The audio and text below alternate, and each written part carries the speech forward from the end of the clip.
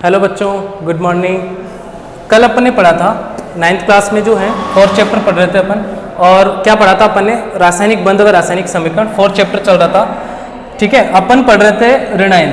तो ऋणायन की अपन ने परिभाषा पढ़ ली थी कि जो ऋण आवेशित आयन होते हैं उन्हीं को अपन क्या बोलते हैं? ऋणायन बोलते हैं। फिर अपन ने पढ़ा था कि जब किसी परमाणु में इलेक्ट्रॉन जोड़ते हैं तो कुछ ऊर्जा विमुक्त होती है, उस ऊर्जा को अपन क्या बोलते हैं? इलेक्ट्रॉन लब्धि एंथैल्पी। यानी पहला इलेक्ट्रॉन जब जोड़ेंगे तो उसमें ऊर्जा विमुक्त होगी, उसको अपन क्या बोल रहे थे? इलेक्ट्रॉन लब्धि एंथैल्पी। फिर पढ़ा था अपन ने कि जब ऋणायन बनता है तो उसका आकार हमेशा उसके उदासीन परमाणु से बड़ा होता है। ठीक है, वो उसका रीजन पढ़ा अपन ने, क्योंकि क्या होता है कि जब इलेक्ट्रॉन जोड़ेंगे तो इलेक्ट्रॉन इलेक्ट्रॉन के बीच प्रतिकर्षण जो है वो बढ़ जाता है, वो एक दूसरे को प्रतिकर्षित करते हैं जिससे उसका आकार फैल जाता है। तो ये आपको याद रखना है। अब ऋणायन के कुछ उदाहरण जो है अपन पढ़ रहे थे, तो ऋणायन में आपको याद रखना है कि एक परमाणु ऋणायन। सबसे पहले अपन पढ़ेंगे एक परमाणु ऋणायन। एक परमाणु ऋणायन,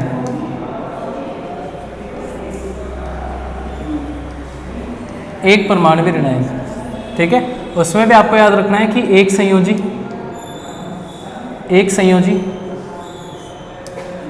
फिर आपको याद रखना है द्विसंयोजी, द्विसंयोजी। फिर आपको याद रखना है त्रिसंयोजी। ठीक है, इस तरीके से आपको याद रखना है। तो नोट करते रहना इनको। सबसे पहले आपको याद रखना है कि chloride, chloride Cl minus, fluoride, fluoride F minus, F minus. फिर आपको याद रखना है ब्रोमाइड, ब्रोमाइड Br माइनस। फिर आपको याद रखना है आयोडाइड,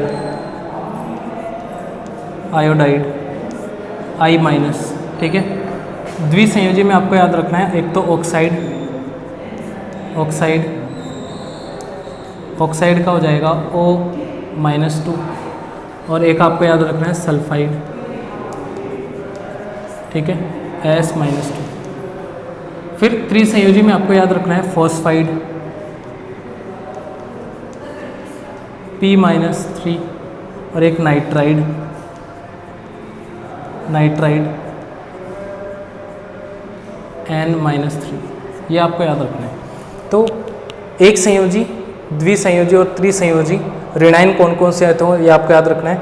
इनको एज इट इज आपको याद रखना है, लिख लिख के प्रैक्टिस करनी है अच्छे से। ठीक है, अब देखो एक परमाणु की बात की, अब बहुपरमाणु ऋणायन कौन कौन से होते हैं? देखो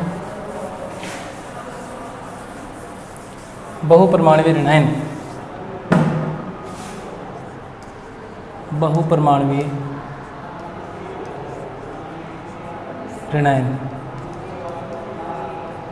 इसमें भी वही 3 कैटेगरीज, एक संयोजी, एक संयोजी, द्विसंयोजी। फिर आपको याद रखना है त्रिसंयोजी, त्रिसंयोजी। ठीक है, अब देखो एक संयोजी में आ जाएगा, एक तो आ जाएगा हाइड्रोक्साइड, हाइड्रोक्साइड, हाइड्रोक्साइड में आ जाएगा OH माइनस। बहुसंयोजी का मतलब हो गया एक से ज़्यादा परमाणु, ऑक्सीजन और हाइड्रोजन दोनों के परमाणु आ रहे हैं, इसलिए इसको अपन क्या बोल रहे हैं? बहुपरमाणु। ठीक है, तो हाइड्रोक्साइड OH माइनस होगा, और एक संयोजी का मतलब इस पर -1 आएगा, -1, एक को शो नहीं करते इसलिए माइनस। फिर आ जाएगा साइनाइड, साइनाइड, साइनाइड। ठीक है, अब साइनाइड का जो है वो क्या हो जाएगा? Cn-। फिर द्विसंयोजी में आ जाएंगे, तो द्विसंयोजी में जो है एक तो कार्बोनेट आ जाएगा, कार्बोनेट। इसका सिंबल जो होता है वो होता है CO3-2। फिर एक आ जाएगा सल्फेट, सल्फेट। इसका हो जाएगा SO4-2। अच्छा, इसमें और रह गए। साइनाइड हो जाएगा इसमें, एक हो जाएगा इसमें नाइट्राइट। ठीक है, एक हो जाएगा एसीटेट, एसीटेट, सॉरी एसीटेट होगा इसमें, CH3 COO माइनस, यानी जिन पे भी एक आवेश, जिन पे भी आवेश जो है एक है उनको अपन क्या बोल रहे हैं, एक संयोजी, जिन पे दो है उनको द्विसंयोजी। तो ये एसीटेट हो जाएगा, हाइड्रोक्साइड हो जाएगा, साइनाइड, ठीक है। अब देखो सल्फेट हो जाएगा, एक इसमें हो जाएगा सल्फाइड, सल्फाइड, सल्फाइड का हो जाएगा SO3 -2, नाइट्रेट NO3 माइनस, ठीक है। तो ये कुछ आपको एकल संयोजी याद रखना है। द्विसंयोजी एक हो जाएगा त्रिसंयोजी, त्रिसंयोजी में आ जाएगा फॉस्फेट, फॉस्फेट, फॉस्फेट का हो जाएगा PO4 -3, ये आपको याद रखना है, ठीक है। तो ये कुछ बहुपरमाणु ऋणायन है, इनका आपको याद रखना है क्लियरली, ठीक है। ओके बच्चों, अब देखो, अच्छा इसमें एक और रह रहा है परमैंगनेट, परमैंगनेट, परमैंगनेट, परमैंगनेट जो होता है वो क्या होता है, MnO4-। तो ये सारे एक संयोजी हैं, द्विसंयोजी और ये त्रिसंयोजी, इनको नोट कर लेना अच्छे से और आपको इसको याद करना है। अब देखो ये काम में आएंगे जब फॉर्मूला मेकिंग में सिखाऊंगा आपको, तब ये काम में आएंगे। फिर देखो अगला टॉपिक जो है वो है संयोजकता। जितना भी ये आवेश आ रहा है ये किस तरीके से आ रहा है देखो, अपन देखेंगे अभी। परमाणु इलेक्ट्रॉन त्यागता कैसे है, ग्रहण कैसे करता है, वो सारा अपन इसमें पढ़ेंगे। देखो संयोजकता,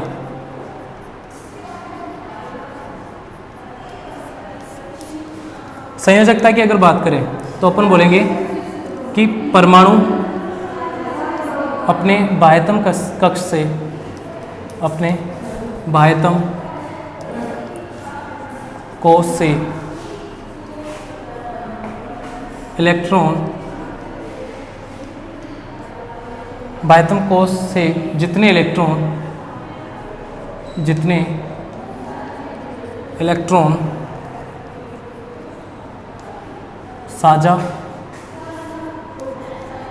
साझा या बोल सकते हैं इलेक्ट्रॉन त्यागता है, ग्रहण करता है या साझा करता है, वहीं वह उस परमाणु की संयोजकता होगी भाई, संयोजकता होती है, ठीक है। परमाणु अपने बाह्यतम कोश से जितने इलेक्ट्रॉन त्यागता है, ग्रहण करता है या फिर साझा करता है, वो उसकी क्या होती है, संयोजकता होती है, ठीक है। जैसे उदाहरण की अगर मैं बात करूं तो उदाहरण इस तरीके से लेंगे अपन कि सबसे पहला सोडियम ले रहा हूं मैं, सोडियम की आपको याद होनी चाहिए परमाणु क्रमांक सोडियम की कितनी होती है, 11 होती है, ठीक है। इलेक्ट्रॉन भी कितने होंगे इसमें, 11, क्योंकि मैंने बताया कि जितना परमाणु क्रमांक होता है उतने ही क्या होते हैं, इलेक्ट्रॉन। तो परमाणु क्रमांक 11 है, तो इसमें अपन इलेक्ट्रॉन कैसे भरेंगे, अष्टक नियम के अनुसार, ठीक है। और ये 11 इलेक्ट्रॉन इस तरीके से भरेंगे, 2, 8 और 1, ये 11 इलेक्ट्रॉन होंगे। अब ये क्या करता है कि अपने बाह्यतम कोश में एक इलेक्ट्रॉन है, इसको ये त्याग कर क्या हो जाएगा, स्थायी हो जाएगा। कोई भी परमाणु स्थायी होने के लिए ही ये इलेक्ट्रॉन को त्यागता है, ग्रहण करता है या फिर साझा करता है। तो ये जैसे एक इलेक्ट्रॉन को त्याग देगा तो ये त्यागेगा तो क्या बन जाएगा, Na,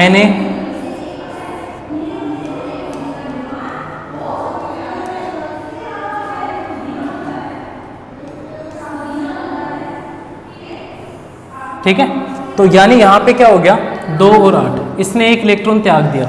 जैसे इसका अष्टक पूरा हुआ, यानी बाह्यतम कोश में कितने इलेक्ट्रॉन आ गए, 8 इलेक्ट्रॉन आ गए, यानी एक इलेक्ट्रॉन त्यागने पर ये क्या हो गया, स्थायी हो गया। जितना इलेक्ट्रॉन इसने त्यागा वही क्या होगी, इसकी संयोजकता। अब देखो एक इलेक्ट्रॉन त्यागा था तो इसकी संयोजकता क्या हो जाएगी, 1 हो जाएगी, इसकी संयोजकता क्या हो जाएगी, 1 हो जाएगी। अब एक इलेक्ट्रॉन त्याग रहा है, तो त्याग रहा है तो इसके लिए क्या लगाना है आपको, प्लस। इसीलिए जो है सोडियम पे क्या आता है बच्चों, सोडियम पे क्या आता है, +1। इस तरीके से जो है इसकी संयोजकताएं होती है, आपको याद रखना है। फिर मैं एक और उदाहरण ले रहा हूँ, एक और उदाहरण हो जाएगा इसका। जैसे मैंने ले लिया उदाहरण ऑक्सीजन का, ऑक्सीजन, ठीक है। तो ऑक्सीजन देखो, ऑक्सीजन की अगर मैं बात करूं तो ऑक्सीजन परमाणु क्रमांक कितना होता है ऑक्सीजन का, 8 होता है। इलेक्ट्रॉन भी कितने होंगे, 8। तो इस तरीके से इसमें इलेक्ट्रॉन भरे जाएंगे।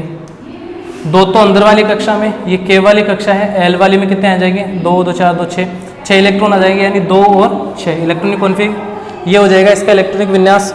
फिर अब ये क्या करता है कि इसको अपना अष्टक पूरा करना है, तो अष्टक पूरा करना है तो ये क्या करता है कि अष्टक कब पूरा होगा कि इसकी बाह्यतम कक्षा में 8 इलेक्ट्रॉन हो। अभी तो यहाँ पे कितने हैं, 2 2 4 6 हैं। अब इसको 2 की जरूरत है, ये त्यागेगा नहीं, इसको 2 इलेक्ट्रॉन लेने पड़ेंगे। तो ये क्या कर लेता है, 2 इलेक्ट्रॉन ले लेता है। तो ऑक्सीजन जो है इस तरीके से अपना अष्टक पूरा कर लेता है, 2 और 8, यानी इसने क्या कर लिया, इलेक्ट्रॉन ग्रहण कर लिए। तो इलेक्ट्रॉन ग्रहण करके ये क्या हो गया, स्थायी हो गया। जितने इलेक्ट्रॉन ग्रहण किया वो इसकी क्या होती है, संयोजकता। ग्रहण किया तो माइनस आएगा, ये इसकी क्या हो जाएगी, संयोजकता। इसलिए अपन अभी देखा था अपन ने कि ऑक्सीजन पे अपन क्या लिख रहे थे, -2। ठीक है, इतना क्लियर है बच्चों। एक और उदाहरण लेते हैं, फिर इसको यहीं एंड करते हैं। देखो, जैसे मैंने उदाहरण ले लिया एक क्लोरीन, क्लोरीन। तो क्लोरीन देखो, क्लोरीन में क्या होता है कि इसका परमाणु क्रमांक क्लोरीन का कितना होता है, 17 होता है। इलेक्ट्रॉन किस तरीके से भरे जाएंगे, 2 फिर 8 और फिर 7, ठीक है, यानी 2 8 और 7 इस तरीके से भरे जाएंगे। अब इसको अपना अष्टक पूरा करना है, तो बाह्यतम कक्षा में अभी कितने इसके पास, 7 इलेक्ट्रॉन है। ये क्या करता है, 1 इलेक्ट्रॉन ले लेता है। इसको आप Cl भी लिख सकते हो, प्लस भी लिख सकते हो, नाभिक को प्लस से भी लिख सकते हैं अपन, ठीक है, कोई दिक्कत नहीं है उसमें।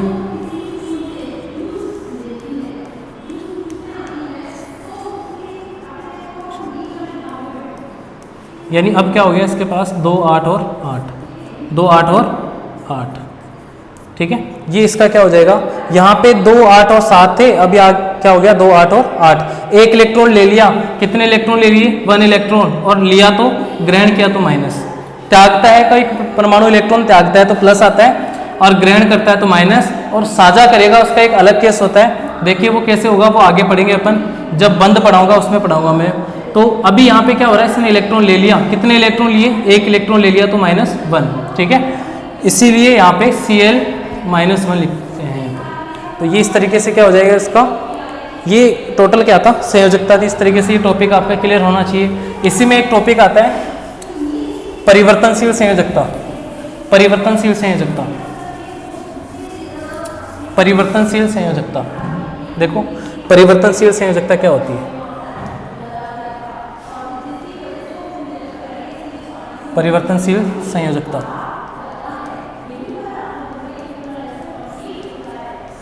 तो इसमें आपको लिखना है कि कुछ तत्व एक से ज़्यादा संयोजकता दिखाते हैं, एक से ज़्यादा संयोजकता, एक से ज़्यादा संयोजकता प्रदर्शित करते हैं, संयोजकता प्रदर्शित करते हैं।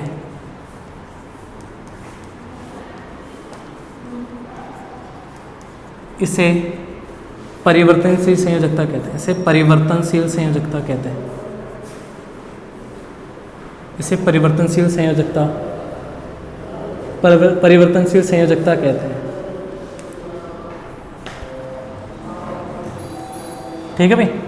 यानी कुछ तत्व, ठीक है। तो ये आपको याद होना चाहिए कि कुछ तत्व क्या करते हैं, एक से ज़्यादा संयोजकता दिखाते हैं, उसे परिवर्तनशील संयोजकता